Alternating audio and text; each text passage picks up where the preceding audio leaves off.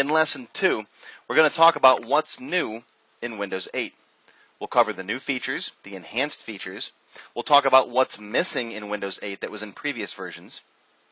We'll discuss whether or not you should upgrade an old machine to Windows 8, whether you should buy a PC, laptop, or tablet, and we'll discuss the upgrade specifications. Let's talk about what's new in Windows 8. By far the biggest change is the modern, or what they used to call Metro user interface. In the early beta versions of Windows 8, the Microsoft folks referred to it as the Metro interface, but somewhere along the line that changed. It could be due to legal reasons or whatever, but now they want you to call it the modern interface, or the Windows 8 interface. What is the modern interface? Well, it's this thing. It's the new start screen. It's the new apps and live tiles. We'll talk about the details of this new modern interface in a few minutes.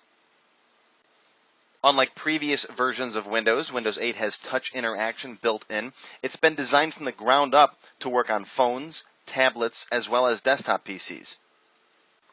Windows 8 has something called SkyDrive, which is Microsoft's attempt at cloud computing. Now, what is cloud computing? Well, cloud computing is basically a fancy term for saying that your files and your settings and your bookmarks and all those things are stored on Microsoft's servers up on the web. Now, that can be good or bad depending on the circumstances, and we'll talk more about cloud computing in a future lesson. But if you're the kind of person that likes to travel and you want to be able to access your information from multiple computers, then storing your documents in the cloud makes a lot of sense. You can work on your laptop at home in the evening, and the next morning when you go into work, you don't have to bring the computer with you. All of your information is right there on Microsoft's cloud.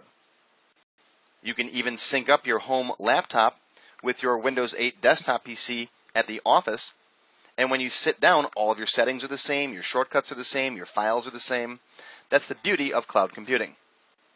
The major downside, of course, is you rely on Microsoft's cloud to do your work, so it's always good to have a local copy of your important information stored on your computer. And again, we'll have a whole lesson later on about cloud computing. Now, to use SkyDrive, you need something called a Microsoft account, which syncs all your settings and your files and so forth. You can log onto your computer using either a Microsoft account or a local account, which is an account just on your computer. I personally like the extra security available by storing my files on my local computer. If I want to be able to get to them, I can always log in remotely using something like Windows Desktop. So I don't personally store too much on SkyDrive unless it's something that I want to share. But the Microsoft account also works well with the next feature.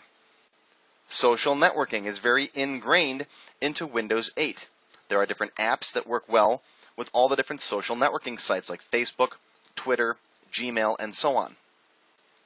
You can set up your Gmail accounts, your calendars, your Facebook messaging, all that right inside of Windows 8 apps. You don't have to go to all these different websites in order to access all this other information. The People app, for example, in Windows 8, can pull all of your contacts in from all the different services that you belong to. We'll see how that works later.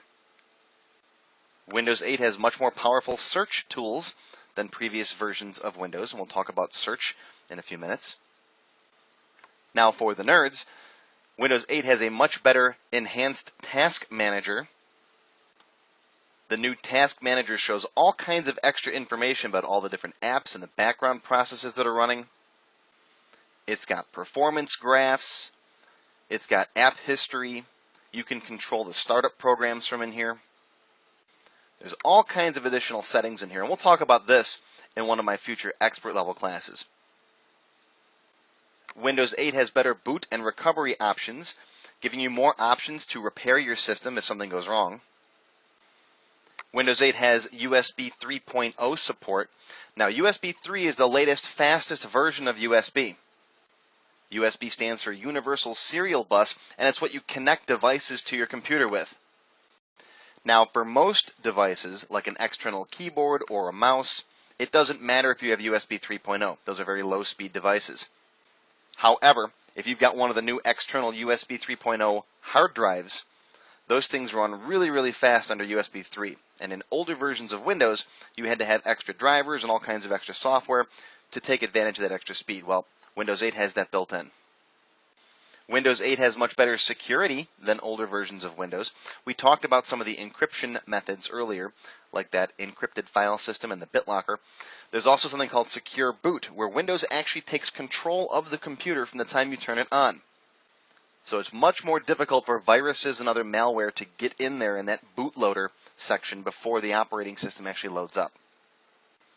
Windows Defender has been enhanced. Windows Defender watches your computer against attacks. It has a firewall. There's also a new and improved virus scan. If you have a tablet or a phone, you can set up something called a picture password, where you load a picture into the system, and instead of typing in a password, you draw a little outline on the picture, whatever gestures you want, and that acts as a password. And of course, you can still use the old traditional username and password login method as well. Windows 8 has something really cool called storage spaces. You can set up storage pools where, let's say you hook up 2 or 3 external hard drives to your machine. Well, you can create a virtual drive out of all 3 of those. So you can use it as one big virtual hard drive, or you can set up drive mirroring, where the information is copied to 1 or 2 of them. In case one of them fails, you've got a copy on the second one. Storage spaces is really neat. Windows 8 has much better multi-monitor support than older versions of Windows had. And you can do things like stretch the taskbar across both monitors, all kinds of additional features. We'll talk about multi-monitor support in a future lesson. One of the biggest changes in Windows 8 is the inclusion of apps. Now, apps are different from traditional Windows desktop applications, also called programs. You download apps from the Microsoft Store. There are both free and paid apps available. If you're familiar with Android phones or the iPhone, you'll know that Google has the Google Play Store, formerly called the Android Market, and Apple has its own store as well. And that's where you download different apps from. Well, Microsoft is doing the same thing with Windows 8. Your Windows apps will work on your Windows 8 PC. They'll work on your Windows tablet or your Windows phone. We'll show you the Microsoft Store a little later on and show you how to download some apps as well. Now, with all the new features that Windows 8 has, it's actually missing 3 very important things that were in previous versions of Windows. The most important thing, in my opinion, is the Start button. The Start button has been part of Windows since Windows 95. So for 17 years, almost 18 years, people have been used to clicking on the Start button to do things.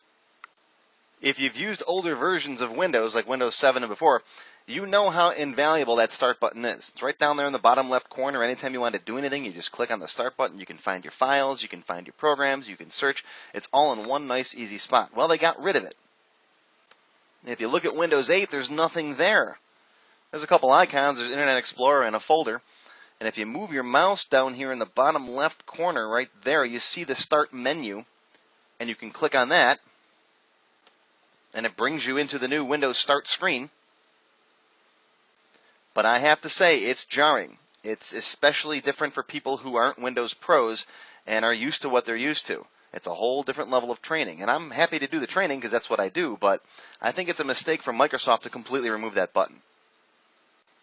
Now, I'll try to save all my nitpicks and gripes for a future lesson, but I wish the Start button was back. Now, there are a couple of different third-party utilities that you can install that bring back a Start button. And I've done that on my laptop that I use Windows 8 on, because I want the Start button. But if anyone from Microsoft is listening, bring back the Start button. Another feature that Microsoft got rid of, DVD playback. This isn't quite as big of a deal. In older versions of Windows, you could put a DVD right in your DVD drive, and the DVD would play right inside a Windows Media Player. Well, since the DVD technology was licensed by someone else, Microsoft had to pay a fee for each copy of Windows they sold. So I can understand why Microsoft got rid of DVD playback right in Windows. Now, there are some great third-party utilities and programs you can download that will do DVD playback. One of them is called the VLC player. It's free. I'm going to have a lesson toward the end of this class where I'm going to show you my list of suggested extra downloads you should get, and that's definitely one of them.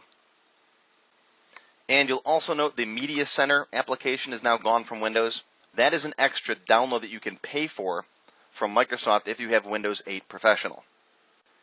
Media Center basically allows you to do things like record live TV and all kinds of extra multimedia functions, and we'll talk about that in a future lesson. But if you're looking for all those Media Center features, well, they're not bundled with Windows anymore. Again, for most of us, those last two things aren't a big deal. Now, chances are if you're watching this video, you've already purchased Windows 8 or you've got a new computer that's got Windows 8 on it. But still, lots of people ask me, should I upgrade my other computers, my old computers, to Windows 8?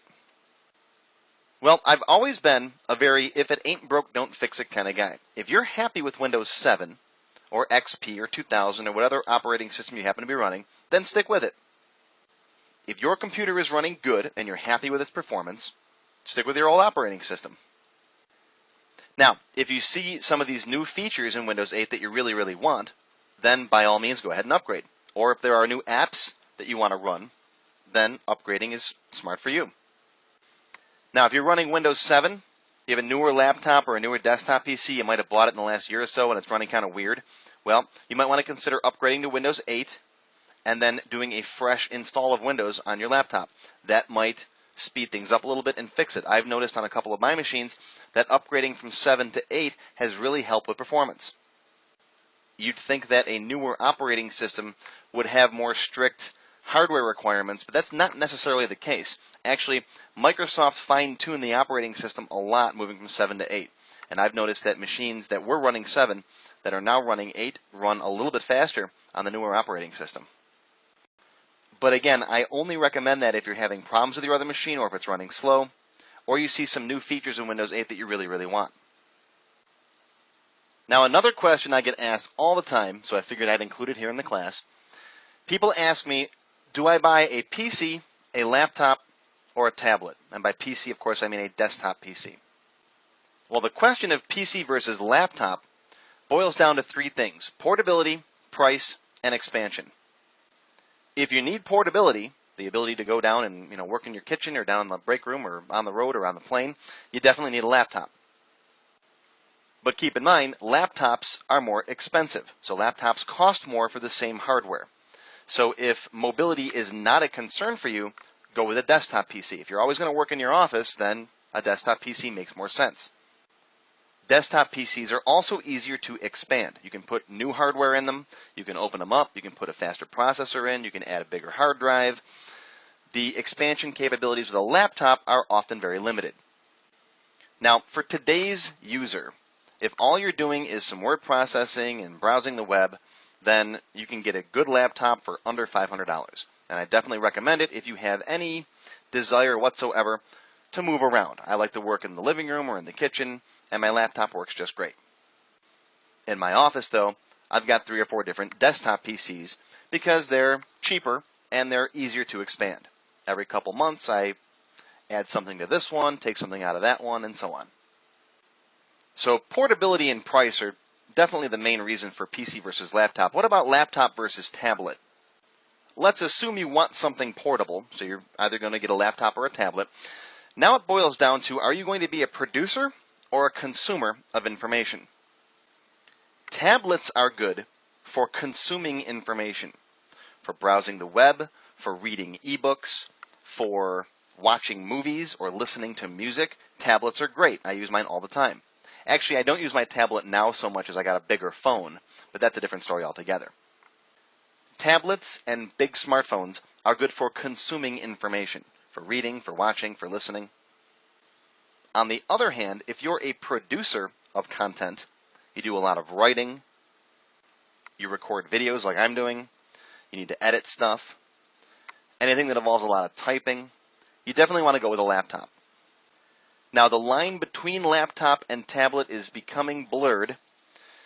The new tablets like Microsoft Surface tablet has a keyboard, and you can get keyboard attachments for most tablets. But tablets are also a little pricey. You can get better, faster hardware in a laptop a lot less pricey than you can in a tablet. So if you don't really care about the touch interface and the swiping and all that stuff, laptops are going to give you more bang for the buck right now. This may change in a year or two, but as of right now, laptops are cheaper. Tablets are still more of a novelty item. But of course, I fully expect that to change over the next couple of years. And especially if you want to be able to run your classic Windows applications, your old versions of Photoshop or Microsoft Office or those kinds of things, you definitely want to go with a laptop. Microsoft has the Surface tablet coming out, the Surface Pro tablet, that will run your classic Windows apps. But it's much, much more expensive than you can get a similar laptop for. Of course, no disrespect to Microsoft, but laptops are a lot cheaper. Now, if you're planning on upgrading another computer to Windows 8, ignore what Microsoft says the specs are. Of course, Microsoft always lists the minimum specs required. This is what I say you should have. If you're going to put Windows 8 on a computer, you should have at least a 3 gigahertz processor, 4 gigs of RAM, 200 gigs of hard drive space just for the OS, your apps, and other miscellaneous goodies, and a 17-inch monitor with a resolution of at least 1600 by 900, at least. Now, any new computer bought in 2012 or 2013 should match those specs unless you got some bargain basement discount. So any new computer should be fine and should meet or exceed these specifications. But that's just what I say you should have to run Windows 8 if you're planning on upgrading an older machine.